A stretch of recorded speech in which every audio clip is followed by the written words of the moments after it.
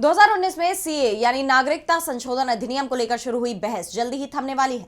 कई सालों से लंबित पड़े इस मामले में आखिरकार सुप्रीम कोर्ट में सुनवाई होनी है, जिसके बाद यह तय हो जाएगा कि इस अधिनियम पर रोक लगने वाली है या इसे मंजूरी मिलने वाली है।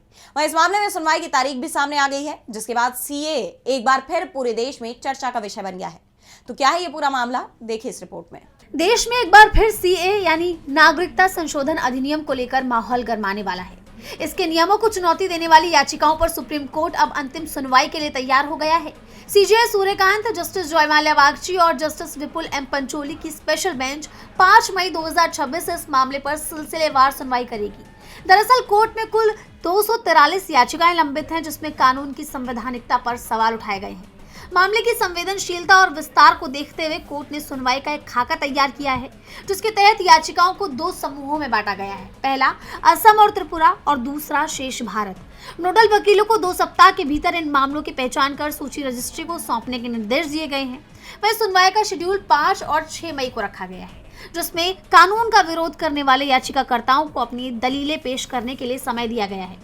वहीं 7 मई को केंद्र सरकार और प्रतिवादी अपना पक्ष रखेंगे, तो 12 मई को अंतिम जवाब और क्लोजिंग पर बहस होगी। जैसा आप जानते हैं कि सीए को लेकर मुख्य विवाद मुस्लिम समुदाय को इसमें शामिल न करने पर ही है। सीए के तहत पाकिस्तान, बांग्लादेश और अफगानिस्तान से आए 6 अल्पसंख्यक समुदायों हिंदू, सिख, ईसाई, जैन, बौद्ध और पारसी को नागरिकता देने का प्रावधान है, लेकिन मुसलमानों को नहीं, जिस पर केंद्र सरकार का कहना है कि ये तीनों देश आधिकारिक रूप से इस्लामिक राष्ट्र हैं। वहाँ मुस्लिम बहुमत में है, इसीलिए वहाँ मुसलमानों का धार्मिक आधार पर उत्पीड़न नहीं हो सकता। ये कानून केवल उन अल्पसंख्यकों के लिए है जो वहाँ अपने धर्म की वजह से सताए गए हैं। वहीं सीएए का विरोध करने वालों का कहना है कि इन देशों में भी कई मुस्लिम संप्रदाय प्रताड़ित होते हैं। केवल धर्म के आधार पर किसी को बाहर करना भारत के संविधान अनुच्छेद 14 का उल्लंघन है, जो सबको समानता का अधिकार देता है। आपको याद होगा कि दिसंबर 2019 में संसद से पारित होने के बाद ही इसे सुप्रीम कोर्ट में चुनौती दे दी गई थी। हालांकि तब कोर्ट ने इस पर रोक नहीं लगाई थी, क्योंकि इसके नियम अधिसूचित नहीं थे। लेकिन 11 मार्च 2024 को केंद्र सरकार द्वारा नियम लागू करने के बाद ये कानून प्रभावी हो गया, जिससे एक बार फिर कानूनी और राजनीतिक सरगर्मियां तेज हो गई।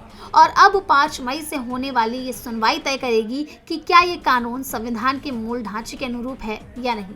वहीं अब सबकी निगाहें 5 मई से होने वाली सुनवाई पर टिकी हैं, क्योंकि सुनवाई के साथ ही ये तय हो जाएगा कि सीएए पर रोक लगेगी या इसे मंजूरी मिलेगी। डीबी लाइव की रिपोर्ट।